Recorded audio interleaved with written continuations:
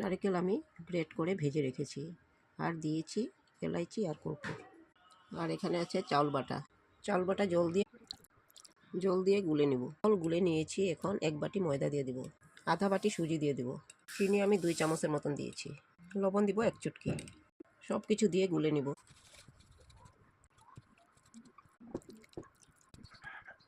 এর জন্য দুধ দিয়ে দেব। পাটিসাপটার জন্য গুলো আমার রেডি হয়ে গেছে, এখন বানিয়ে নিব। তাওয়াতে তেল দিয়েছি, গরম হয়ে গেছে, এখন বানিয়ে নিব।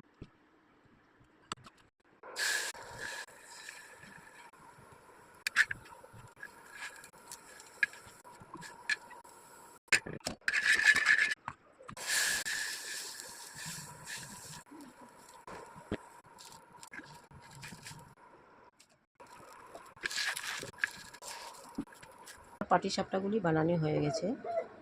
Thank you.